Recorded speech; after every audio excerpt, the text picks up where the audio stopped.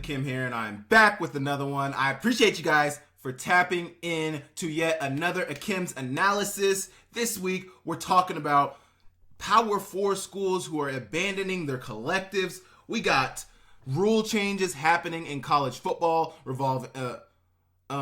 involving injuries. We have the revenue share obviously coming, but I want to talk about, transfers, kids leaving school, kids staying in school potentially because of the revenue share.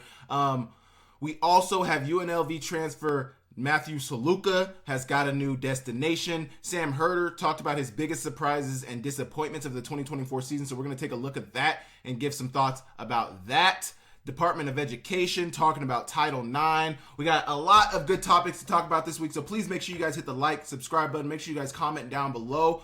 Make sure you guys tune in for the entirety of the video, and we will get straight into it. Okay, Colorado is the latest school to ditch NIL collective ahead of House settlement. So it seems as though teams are ditching the NIL collectives, saying, get them out of here. We don't need the third parties anymore. The revenue share model is coming. The money will be distributed from the athletic department going forward. I think, there was a rule that the rules committee announced last year that gave the athletic departments the ability to operate in the goodness of the athletes. So basically, athletes don't have to work with a third party in order to garner NIL deals. In order to garner deals, the athletic department was able to facilitate those. Now, with the revenue share model expected to come along, I think around April, I think a lot of schools are beginning to prepare for that, ditching the NIL collectives. I think the model going forward is going to be, revenue share. We're going to share a portion of our revenue with these student athletes. 20 million, as they're saying, the number is what the number is. And there's also some discussion happening now on what those numbers are going to look like for each sport. Obviously, football, basketball,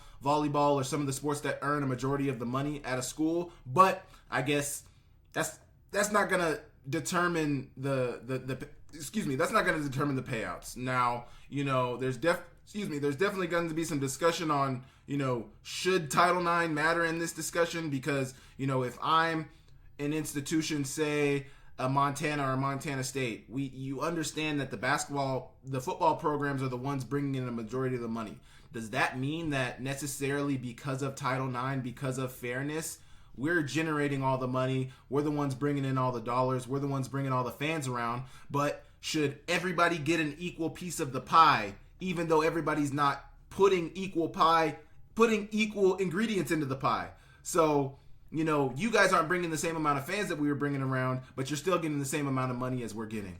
We'll get into that a little later, but I think the schools ditching the collectives is a really, really big thing, and I think it's bigger than a lot of people want to give credit to. The collectives basically can operate, lawless. They can give as much money, they can promise as much money.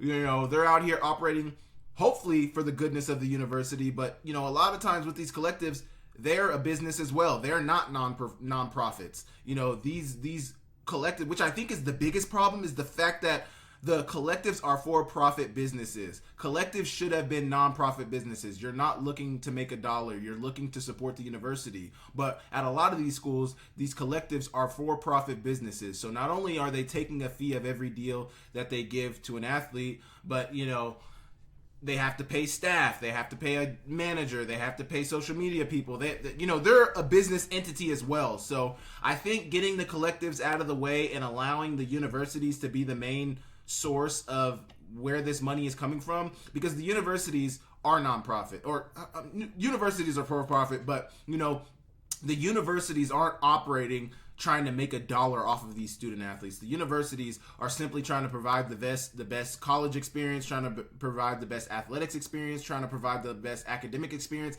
that they can. That's what the university is there for, and that's their mission. So, I think disbanding the collectives is a definitely is a needed step. But then, I think, so say revenue share is coming. Revenue share gets approved. Revenue share is now in. You have the number one recruit in the country. He's choosing between Alabama and Georgia. At Alabama and Georgia, the rev share is the same. I'm making the same amount of money at either school. What is gonna be the catalyst to help me choose Georgia over Alabama or Alabama over Georgia? What's going to be, I think that's when those third party entities come into play. I'm going to get the same from both schools, the same money, revenue share. I'm going to get $100,000 from both schools as a freshman. That's what I'm going to make. I'm the best player in the country. I know I'm going to make an impact immediately as I step onto campus. I think I deserve a little bit more than $100,000. That's when, then I think a player will have to look into getting an agent, and the agent's going to have to go out and find deals. But I think that's how it should be. I think the thing about the revenue share and the thing about this situation is that the money is already there. The money is being spent. These players are going to get money of some sort. It just depends on if it's in an equitable and, right matter. I don't know the right words I'm trying to use, but are they getting this money in a safe manner, or are they getting it through third parties that may not be operating in their best interest? I think it benefits the NCAA. I think it benefits these schools to make sure that this money is getting distributed in the right manner, which seems to be through the athletic department. So Colorado losing their collective. I wonder, I wonder what that looks like going forward. I wonder what that looks like to let your collective know that, because essentially, I don't know how everybody's collective works, but some of these people that's their job, is the collective, to raise money for the university, to raise money for their athletics. So I think it's interesting that, the collectives are getting, put on the back burner. And obviously not all schools have ditched their NIL collective, but I think some and a lot are looking at it in terms of, do we really need this entity? Is this something that serves the best interest of our school and our student athletes? I think those are discussions that are being had. And, also I think it benefits saying that at some schools there's multiple collectives. At some schools there's a collective for the football team, there's a collective for the basketball team, there's a collective for the volleyball team, like each program, or there's a collective for basketball boys and girls. There's collectives which is basically a booster club. It becomes a booster club situation. Each school, each program has its booster club, and I don't think that's always the best approach. So you guys let me know what you guys think about Colorado and other schools ditching their NIL collectives. Do you guys think it's a necessary step? Do you guys think they're doing way too much? You guys let me know in the comments down below, and I will move on. Okay, this is a really interesting topic that I am very, very interested in talking about. Report. This is from On3. Nick Costco at On3 wrote this article. Report. Coaches discussing rule to curb faking injuries during games. Man, I think this is such a big discussion in college football. I think this year the discussion became loud, but I think it's been a relatively, prevalent discussion in college football circles for quite a while. So let me paint the picture for you guys. Team A is on offense. Team A is on a 11 play, 8 to 10 minute drive. They've been on the field for a minute. Let's even change it a little bit. Team A has been on a 5-play drive. They're going hurry up though. They're moving the ball. They haven't made any subs. The defense hasn't made any subs either. A friend of mine recently made a very, very good point about, the fake injury, the fake injuries.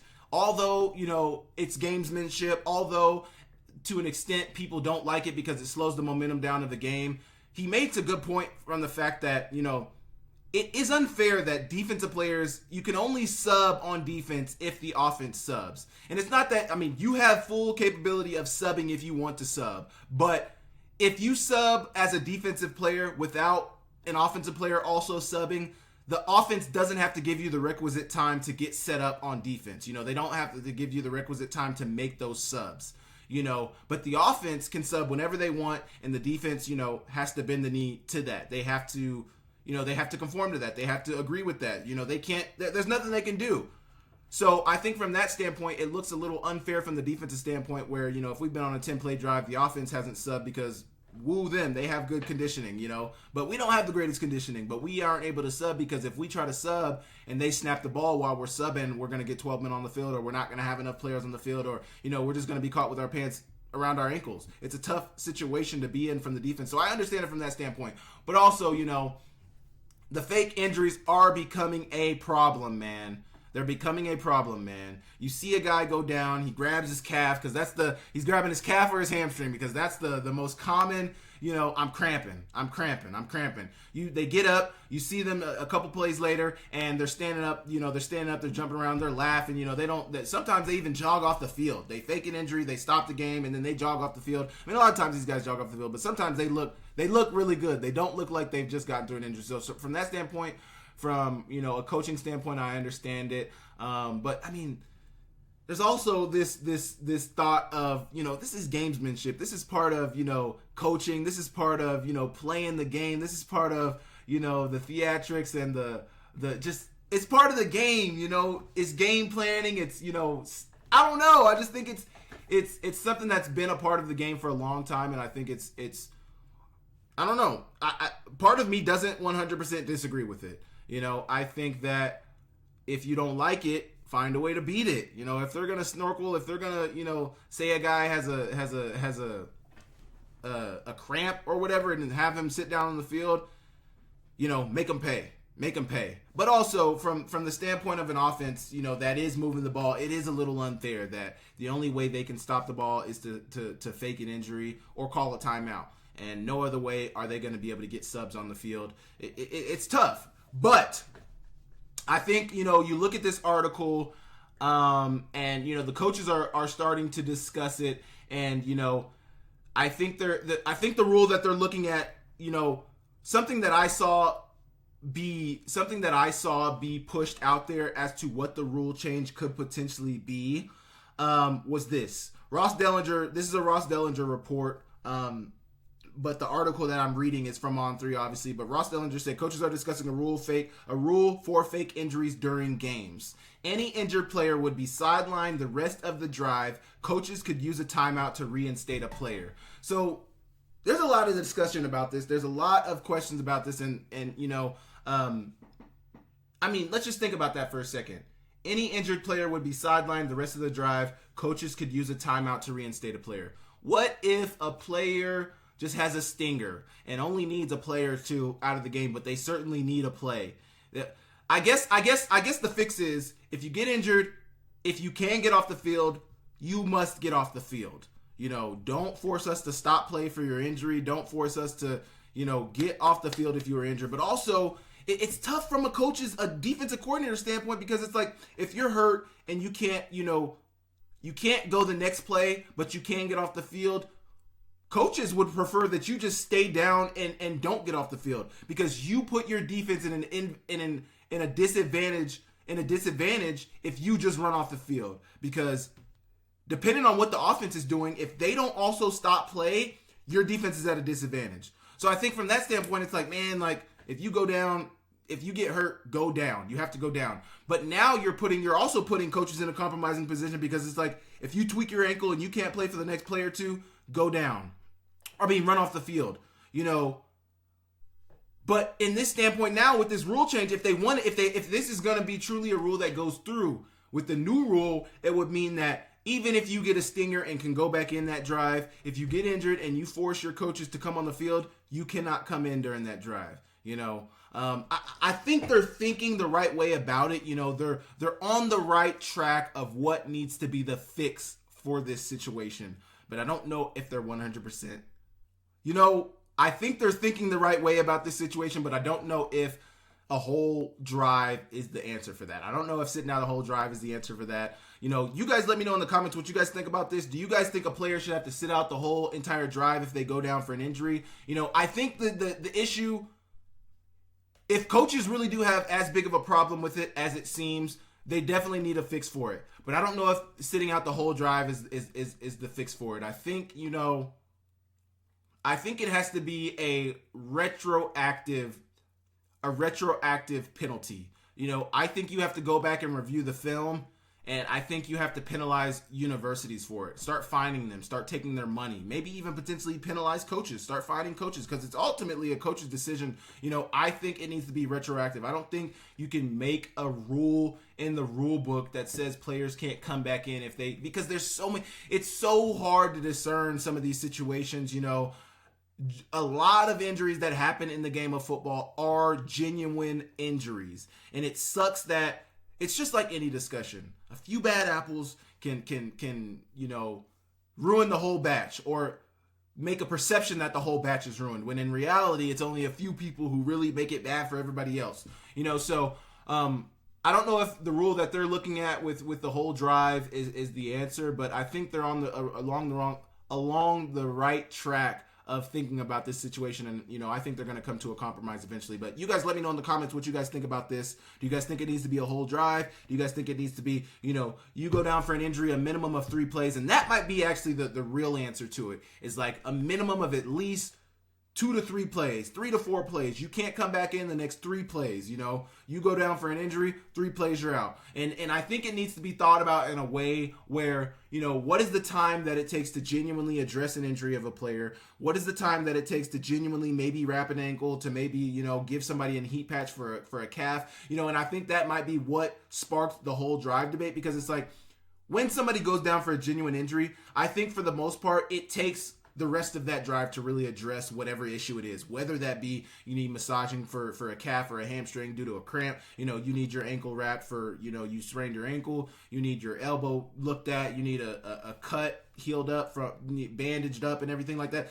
I think when you look at how much time it usually takes to do these things, it's usually about the rest of that offensive drive or defensive drive, whatever it looks like, that it takes to address that. So that might be the thinking about it, but you guys let me know in the comments what you guys think about this, and I will move on. Okay, I'm going to read something real quick. Schools have $20.5 million to share with their athletes starting July 1. That spending cap will rise each year too. Why? Because money in the NCAA is rising each year. So just like in the NFL, they make more money over year. The cap is going to get higher. Same for college now. We got a cap in college now. Congrats, folks. We made it. Like Carson Beck, Allen, and Singleton's decisions perhaps signal a new reality within the rev share era for underclassmen. We saw a degree of it in the NIL era too. So basically, what this discussion is trying to bring up is Carson Beck staying in college. The 2 running backs at Katron Allen in Penn State and Singleton also at Penn State are both staying when, they'd probably be minimum 3rd or 4th round draft picks. I think one of the guys, Katron Allen, is projected maybe 2nd or 3rd round. I think Singleton's also projected 2nd or 3rd round. I think they're both highly rated, players in this NFL draft, and they're choosing to stay another year. A lot of people are starting to ask the question, are these players staying for, a genuine opportunity to win a national championship, or are these players staying because they know that with this revenue share model coming down the line, there's going to be a guaranteed dollar amount allotted to them this year?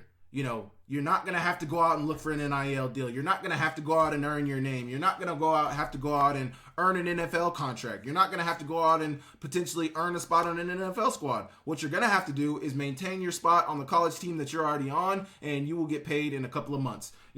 I don't 100% doubt that there are some players out there making the decision to stay in college with the revenue share model coming down the line, depending on whatever. If I'm at Alabama and, I'm potentially a 6th or 7th round draft pick right now, or, I can come back to Alabama for my junior or senior season and, make $300,000, $400,000, $500,000. Why would I not come back to Alabama? I mean, it seems so self-explanatory to me that, it seems pretty self-explanatory to me as to why players are doing it. Do I agree with it? I can't say I 100% agree with the decision to stay in college rather than go to the NFL. But, everybody's allowed to make their own decision. I mean, I'm nobody's dad out here. I'm nobody's, that is not my monkey, not my zoo, so, but I mean, is there a moral ground to stand on in terms of that? I mean, is it wrong to stay in college another year when you know that the rules are going to change and the rules are going to significantly benefit you as a college athlete? Is it wrong to stay around for another year? I can't say I think it is. I can't 100% say I do think that's wrong. Like I said, players are able to make their own decisions. They're able to do what they feel is right for themselves in their career. And if they feel like staying an extra year in college is the way to go about it, and making that money is the way to go about it, then so be it. But I think it's tough too, because you look at Carson Beck and the situation that he's in. I think Carson Beck decided to stay for, bettering his NFL stock, because he was projected, I think, the first quarterback off the board at the beginning of the season during the preseason. At the end of the season, that was not the case. Also, his girlfriend right now goes to Miami, so I think from that standpoint, you look at that and you're saying, he's going.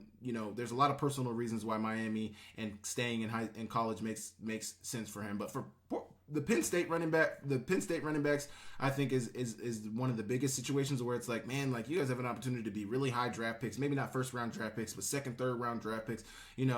Who's to say that your stock will be the same next year? Same for Carson Beck, but same for these running backs, Kaytron Allen and Singleton. Who's to say that, your stats will be the same? Who's to say that the opportunities will be the same? Who's to say that your team will be the same? I mean, I think you're gambling a lot, and that's what this is all about. This is all about betting on yourself. You got to bet on yourself and double down. Big Twin, Little Twin always said you got to bet on yourself and double down. And, I'm going to do that every day, every time I get the opportunity to bet on myself, I'm going to bet on myself, because I believe in myself. I believe in my ability. I believe in my ability to make a difference in any situation I'm in. So I'm sure that's what these players are thinking about too. I'm betting on myself. Not only am I going to get this money from this revenue share model, but also I'm going to better my NFL draft stock, and I'm going to be a first round draft pick. So we will see. What do you guys think about players staying an extra year? Maybe not for bettering their draft stock, but maybe for getting this NIL revenue share money. What do you guys think about that? Do you guys think players are doing that, or do you think it ain't that deep? If you think it's not that deep, let me know. If you think players are doing it, let me know in the comments, and I will move on. Okay, I feel like a story like this was headlines early on in the season, but it felt like very, very quickly, after they played their next game, it got moved along, and, we all moved on as we always do. But UNLV transfer QB Matthew Sluke is going back to the East Coast. He signed with James Madison. And if you don't know who Matthew Sluke is, he was a player who made big-time headlines this season at UNLV. UNLV started off really hot, 3-0 start. I can't remember what their record was at the time that he left. I think it was like 3-0, 4-0, 5-0.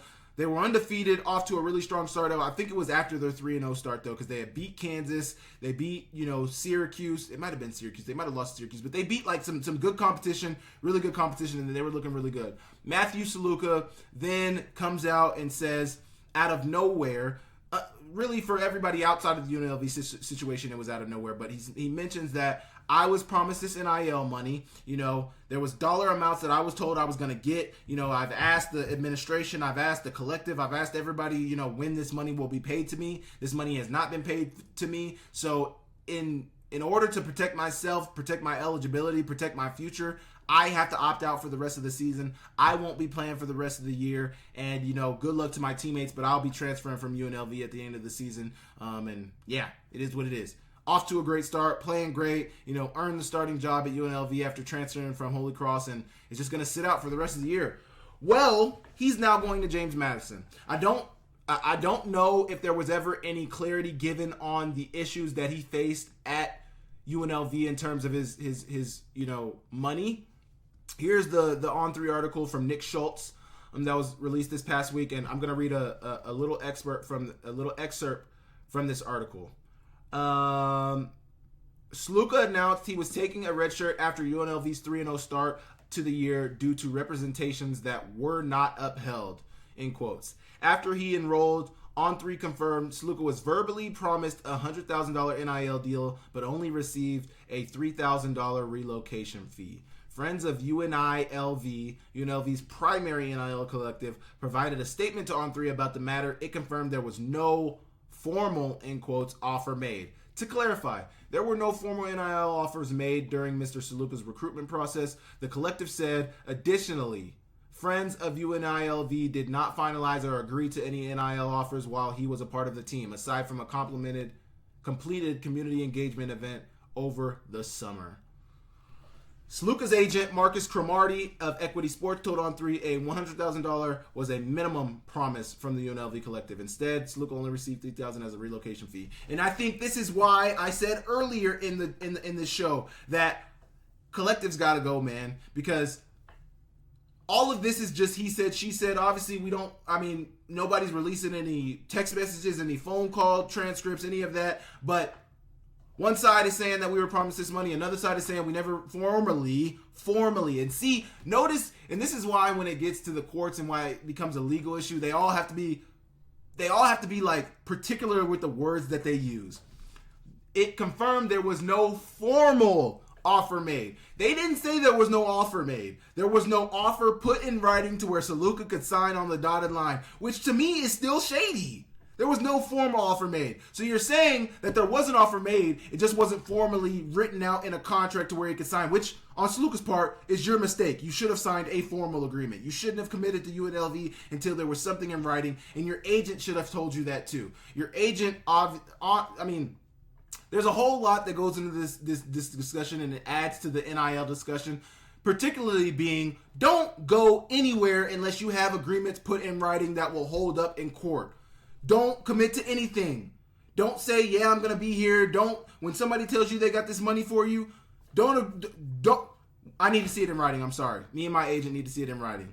Say, hey, we got $300,000 for you to come to UNLV. Cool. My agent will wait for the DocuSign, and once we get that DocuSign, I'll be there. You know, that's why I think a lot of people want to move to a rev share. That's why I think a lot of people want to move towards a situation where the universities, because there's going to be checks and balances on these universities. You know, when it's a rev share model, when it's money that's, you know, slotted to be paid to these student athletes, you can't get away with not paying it. You can't get away with committing to a certain dollar amount and not living up to that dollar amount. It's just not going to happen. The NCAA is not going to let it happen. I mean, the institution's not going to let it happen. The laws and the justice system aren't going to let it happen either. Like, you know, that's why there needs to be official entities like the NCAA, like these universities, who have checks and balances already in place for paying out money.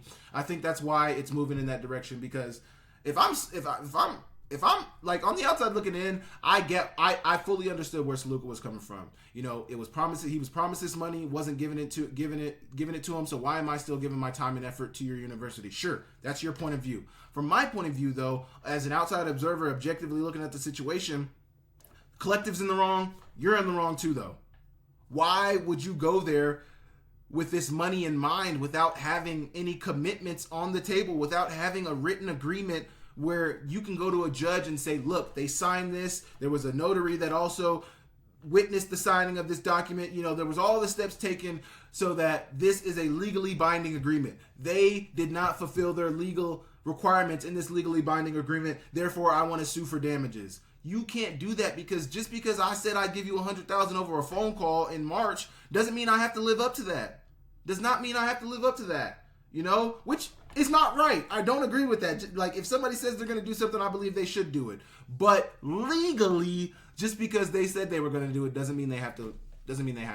You know, during Matt's recruitment, we talked about a number north of 100,000 to 150,000, Cromartie said. This was a number that would be given to Matt to come there. We talked about if we could get to 150,000, that would be great, but 100,000 was the number. Matthew Sluke will now be getting ready for his sixth season of college football after preserving a redshirt and still having a COVID year. A New York native, he'll now add to Harrisonburg, Virginia, to join at James Madison, that's coming off a 9-4 record in 2024. Now, for what it's worth, I do think Matthew Sluke is a very good football player. I thought he was a really good player at Holy Cross. You know, I thought he brought a lot of good things to the table for Holy Cross. I thought he contributed to their winning ways at Holy Cross in a positive way. So from that standpoint, I think he's going to contribute to James Madison. I think he's going to be a good addition to their squad. I think he's a good player. I think he's a good quarterback. Is he the greatest thrower? Not necessarily, but, you know, he can run the ball. He can throw the ball all over the place, you know. So I think from that standpoint, Matthew Sluke has some things working in his favor. But, you know, the UNLV situation didn't go in his favor. Hopefully he plays at James Madison. They play well. They make a bowl, and he can maybe run into UNLV in a bowl game and show them what they missed out on. But you guys let me know what you guys think about that situation. Let me know in the comments down below, and I will move on. Okay, Sam Herder dropped his biggest surprises and biggest disappointments of the 2024 season, and we are going to be looking at it. Now, I already kind of looked through the article, and, you know, I kind of agree with his surprises are not surprising, and his disappointments are not disappointing. Now, I'm not going to show the article because, you know, if you guys want to look at it, you guys can go read it. And, you know, I'm not going to show what he said about it, but I'm going to talk about some of his biggest surprises. One of his biggest surprises on there was UC Davis. UC Davis, I 100% was a big. Well, I don't even want to say that. UC Davis was a surprise. Biggest surprise, I don't know about that. I expected UC Davis to be good. I was somebody who felt like UC Davis should have been good last year. Well, they were decently good last year, but I thought they should have been a playoff team last year. They got cheated out of the playoffs. Somebody else made it. Sac State made it even after UC Davis had just beat them in their rivalry game. So from that standpoint, I don't necessarily agree with that.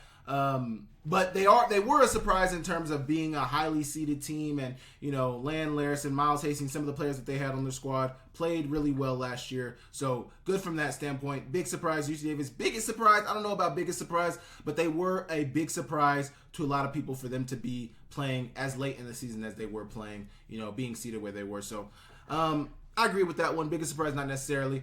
Another one on there was Mercer. Biggest surprise being Mercer.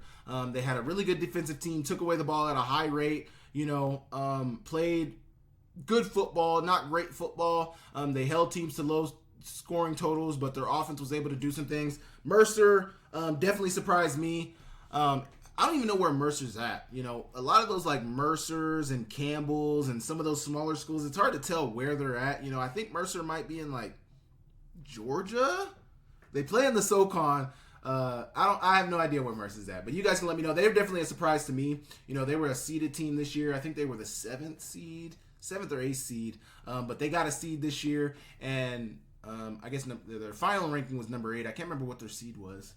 Did you say it in here? They were a seed, though. They played really good football, but then they ended up running into North Dakota State, and, North Dakota State just boat raced them. But NDSU was definitely a surprise for me. I mean, Mercer was definitely, not NDSU. Mercer was definitely a surprise for me.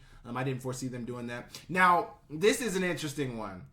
Sam Herder has Rhode Island on here as one of his biggest surprises, and I wouldn't say Rhode Island is a big surprise, Sam. Personally, I would not say Rhode Island is a big surprise. The reason I wouldn't say that is because although they had a really good regular season, they ran the table, were undefeated against the FCS for a long time, lost their first FCS game to Delaware. I think their schedule was cupcake. I don't think you can say it's a surprise. I mean, sure, you can say it's a surprise for Rhode Island to be there, but I think when you look at their schedule and see who they have been playing against, and you look at Rhode Island's roster opposed to, somebody else's roster, I think you look at them and say they should be a pretty decent team this year, especially considering they weren't playing super stiff competition in that CAA. They were playing some of the bottom feeders of the CAA, and they were able to really beat up on them.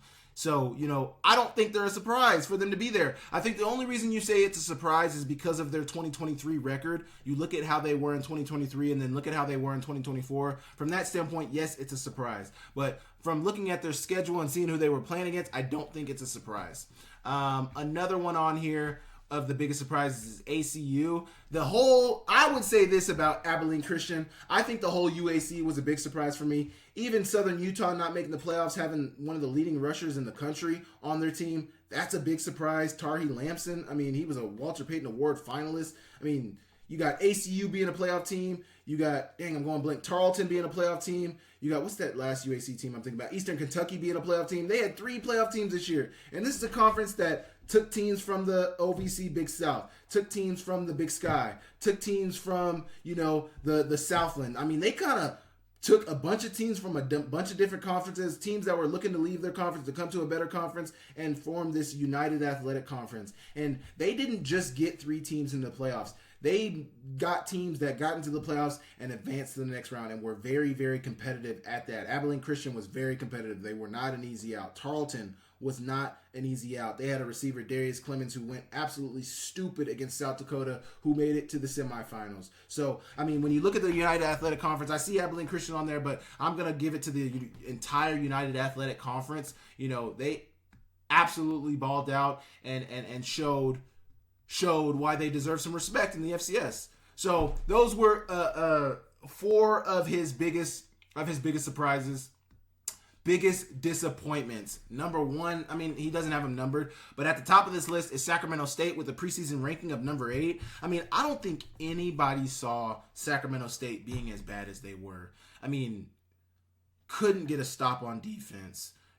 Offensively they were pretty good, but their defense just so bad.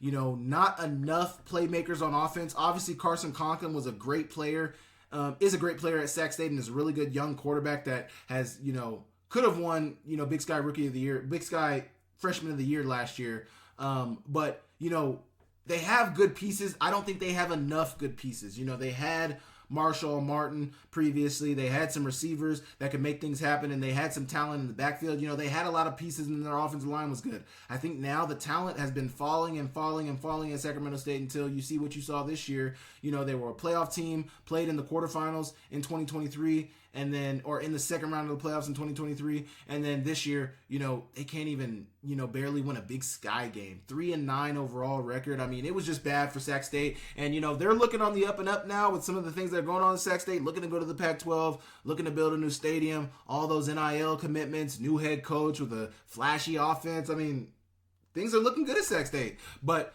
I would definitely agree with Sam Herder that they were one of the biggest disappointments. In my mind, probably the biggest disappointment because I covered the Big Sky Conference. So, I was looking at them and just like, man, like they looked the part. And early on in the season, some of their defensive statistics looked good. But then you watch them and it's like the numbers show and what you see on film, it just doesn't compute. So you guys, Sac State for sure. I'm going to talk about one more team on the biggest disappointments because this is a team that I thought would be pretty good. It was a preseason pick for a potential UAC championship berth, UAC, conference championship. They didn't live up to that hype. It's Central Arkansas, man. Central Arkansas had a really good running back on their team, an All-American running back. And I just don't understand why they couldn't get things right. I'm trying to shun Derek Powell at Central Arkansas was probably the best FCS running back next to Kayvon Britton last year. Those two were at the top of the list. I'm looking at one at Tarleton, looking at one at Abilene, or one at Central Arkansas and thinking, these are going to be the two best teams in the UAC. I thought, they played the last game of the season, and I thought the UAC conference title would come down to Central Arkansas versus Tarleton State in that final game of the season. And it just wasn't the case. Central Arkansas was they were decent this year, but they finished 6-6 overall and never really looked like the dominant Central Arkansas that I expected to see. They played the first game of the season they played against that's Tarleton I'm thinking of, but I 100% agree with UAC, the Central Arkansas being a big disappointment. I thought they were going to dominate the UAC. I thought they were going to be one of the better teams in the UAC and just never materialized. So what do you guys think about some of the biggest surprises and biggest disappointments that Sam Herder put out there? You guys can go read the full article. I'll share my screen right now. Here's the article right here, biggest surprises and disappointments of the 2024 FCS season. So you guys can go check that out, written by Sam Herder, the top insider and FCS reporter for FCS college football for Hero Sports. So definitely go check that article out, and I will move on. Okay. In a memo from the Department of Education, future payments from a school to an athlete for NIL rights are classified as financial assistance. That was in quotes. If not divided proportionately, schools would risk violating Title IX rev share. Schools would risk violating Title IX. Rev share is set to begin July 1. So basically, the Department of Education is trying to step in now and let these organizations know that the money that you guys are going to be paying to these athletes is a part of their financial assistance, which means that it falls under the Title IX rules and it needs to be divided proportionally. I know earlier in this discussion I kind of started talking about this, but I don't know. This could be dangerous. Now, I talked to somebody who's very close to college football, has followed the college football for a long time. He's a journalist, and he thinks that something like this is simply performative. He thinks that they're simply saying this so that they can say that, we're gonna follow the rules, and we're gonna be very cookie cutter. We're gonna follow the rules, and we're gonna be stand up guys. I think that's what they think is gonna happen, and I think this person is trying to say that this is simply performative. They think that there's way too much money being brought in from these football schools for this ever be the case. There's no way you're going to have a football program bringing in 75, 70, 65% of the money for a university, and a football player is going to be getting the same amount of money as a no offense, a track athlete. I mean, no offense to any of these sports at any of these colleges, but I'm just trying to tell it how it is. When you have an organization, when you have a sport that's bringing in a certain amount of money, I get Title IX. I fully understand Title IX, and I fully understand, it seeks to make everything equitable. But everything is not equitable. When it boils down to it, you want everything to be even. You want everything to be equal. You want women's basketball players to get the same amount of money as men's basketball players. But then when you look at the money, it's just like the NBA and WNBA discussion. Why is the WNBA not making money, but the NBA is making money? Well, that's because the WNBA is not making any money. The NBA is making money.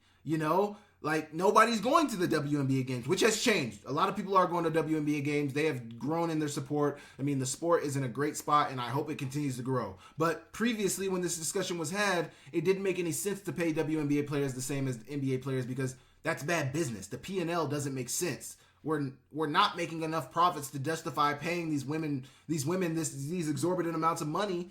And that's just that. The money's not there. And that's the case about football, college football now. The money is there. We just need it to be distributed in the right fashion. We just need it to be distributed, with the right checks and balances attached to it. We don't need this to be just a free-for-all. But the money is there. So, but I don't know. I don't know how this Title IX issue will go. I don't know if it'll be an issue that is able to, gain legs. But the U.S. Department of Education's Office for Civil Rights released a memo on Title IX and NIL on Thursday, clarifying questions on whether revenue sharing payments from schools must follow the parameters of Title IX. The federal law protects students from sex-based discrimination at any school that receives federal funding and stipulates schools must provide male and female athletes with equal treatments and benefits. So, man, I have a lot of thoughts about Title IX. In the 9-page memo released Thursday, future revenue distributions from an institution to an athlete for NIL rights are classified as financial assistance. If not proportionally divided, schools would risk violating Title IX. When a school provides athletic financial assistance in forms other than scholarships or grants, including compensation for the use of student athletes NIL, such assistance also must be made proportionally available to male and female athletes, the University Department of Education memo stated. Now, this is my understanding of Title IX. Read this last sentence. Such assistance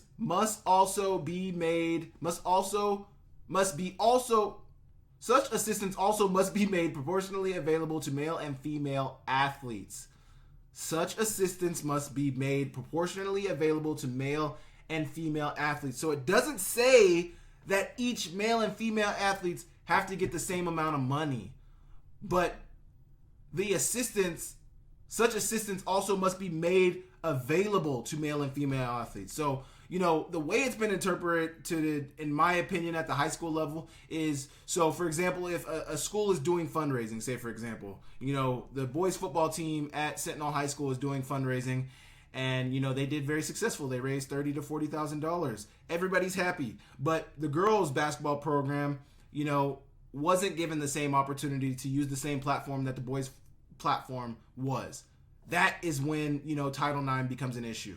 The boys were given a opportunity to make money, and the girls weren't given that same opportunity. I think when you talk about NIL, when you talk about Title IX in the college space and even in the high school space, it's not that everybody has to get the same amount. It's that everybody has to be given the same opportunity. So if you have the opportunity to make money through NIL, I have to also be given that opportunity to make money through NIL. If you're given a certain amount of money through rev share, I also have to be given that opportunity to make money through rev share. Not that we have to make the same, but that the opportunity has to be proportionately given also to me as a female athlete or a male athlete, wherever I fall on that spectrum. I need to also be given the same opportunity. So I don't think I don't think they're trying to say that it has to be equitable. I think they're trying to say that, each person has to be given an opportunity. Obviously, we don't know. Obviously, there's a lot of, speculation going on with this rev share model coming down the pike. But, I think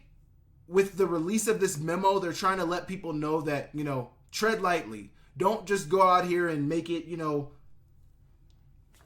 volleyball players are getting $1,000 a month or $1,000 a year, or whatever that looks like, $10,000 a year, while, all football players are making $400,000, $500,000 a year. I mean, it's honestly still crazy that we're talking about rep share and revenue, and we're talking about players making a certain dollar amount as soon as they get out of high school, but that is where things are. Now becomes the hard part, where you're nailing out the rules, you're nailing out, what the stipulations are going to be, you're nailing out all the hard facts and all the hard parts about this situation.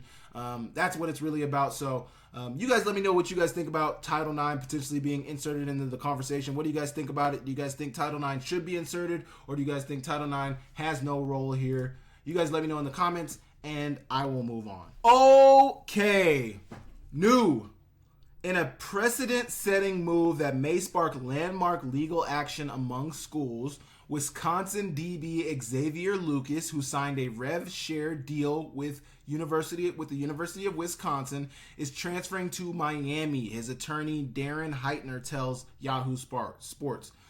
Wisconsin refused to enter him in the portal. Lucas signed a 2-year contract with UW, a Big Ten document contingent on House approval, granting school his NIL rights while prohibiting other schools from those rights. Sources tell Yahoo Sports. A legal showdown between Wisconsin Big Ten versus Miami awaits, ?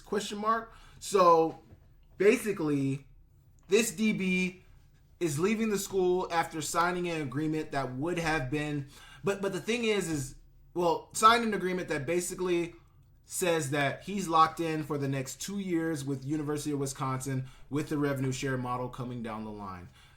I think this is kind of the fear with a lot of these things going on, is that, nothing says that these players have to stay anywhere. There's no binding agreement that says these players have to live up to anything that they committed to. They can really move around how they want. They can make decisions how they want, and they never have to, so I think that's really one of the issues that a lot of people have with this situation. But here's the article written by Ross Dellinger, a reporter, one of the foremost college football reporters of college football, but really just going down what some of this means. For example, Lucas, who signed last year as a Rivals 4-star rated high school prospect from South Florida, played in 11 games with 18 tackles in 2024. He requested a transfer after learning while home over the holidays that his father suffered a serious life-threatening illness, according to Heitner. The school has refused to follow NCAA protocol requiring institutions to comply with a player's transfer request by submitting his or her name to the portal within 2 business days. In order to transfer, a player is required to submit a transfer request inside the designated transfer portal window for his or her sport. Entering the portal is necessary as it then permits schools to contact and communicate with players. Schools are prohibited from communicating with those not in the portal as they risk violating NCAA rules related to tampering. So I think that is one of the biggest discussions too when you look at this situation, is he never entered his name in the portal, but he's going to Miami. So how does that work? So I think there's a lot going on in this situation. Not only did he transfer without entering the portal, but also he signed an agreement that says he's locked in at Wisconsin for the next 2 years. He signed a not yet legally binding agreement. He signed an agreement with the hopes of, with anticipation of the rev share model coming down the line, that he would be locked in at Wisconsin for the next 2 years with this revenue share model. Now, he's not only broken that agreement and left, but he's also not even entered the portal. So he hasn't even followed the right channels to get into the portal, and he's gone. Lucas has been stuck in purgatory, Heitner said, as schools would not communicate with him to avoid violating these rules. NCAA rules do not prevent a student athlete from unenrolling from an institution, enrolling at a new institution, and competing immediately, an NCAA spokesperson said in a statement. This is the first known public dispute between a player and a school related to a revenue share contract. Schools only recently started to sign players to such contracts as a part of the NCAA and Power Conference's landmark settlement of the House antitrust case. Schools are permitted to share millions in revenue with their athletes starting July 1 if the settlement is approved in April. The revenue share agreements are contingent on settlement's approval, a key clause that could make the contract unenforceable. The revenue share agreements are contingent on the settlement's approval. So basically, I think in the Wisconsin player's position, I think maybe he's hoping this settlement agreement doesn't go through. But I think if this agreement goes through, the contract that he signed with Wisconsin would then be binding, which means that he then cannot transfer to Miami. And I don't know, but I think this just brings up a lot of discussions about what's going on in college football right now. I think it brings up a lot of discussions about, some of the checks and balances that are put on these players, some of the, stipulations on where they can go, when they can go, how they make their money, how much money they can make. There's really, and this is why it's been called the Wild Wild West. You can transfer whenever you want, however many times you want. You can make as much money as you want, however much money as you want. No matter what merits you have, on your jacket, it doesn't matter. No merit, you can get as much money. Without any consequences, you can transfer. I think a lot of people just want, I think a lot of people miss the old college football model, but I think more than anything, a lot of people just want some direction. A lot of people just want some understanding. They want some rules and regulations. They want some lawlessness out here, man. They want some laws out here, not some lawlessness. It's been lawlessness. I think people want some laws and rules. They want some things to follow. They want to know what we can do, what we can't do, how can we communicate, how can't we communicate. I think that's the guidance that everybody wants in this situation and is seeking. So hopefully this landmark revenue deal goes through, revenue share model goes through, and, we're talking about a different way of doing things. But you guys can let me know what you guys think about that in the comment section below, and I will move on. Okay, I want to thank you guys for tapping into the channel this week. I want to thank you guys for giving me your views. Thank you guys for, leaving your comments. Thank you guys for all the great things that you guys provide for my channel. I thank you so much. If you guys want me to discuss anything, if you guys want me to cover anything, you guys can leave it in the comment section down below. Please make sure you guys hit the like. Please make sure you guys hit the subscribe button. It is the off season. If there's a breakdown that you want to see, let me know. I will get working on that. But I appreciate you guys for tapping into the channel. Thank you guys for the support. Thank you so much for the support. Tell a friend about me. Send the video to a friend. Send the video to a cousin, an uncle, an auntie. Send it to somebody. Tell them to support the channel. And yeah, I thank you guys so much. I will catch you guys later. See ya.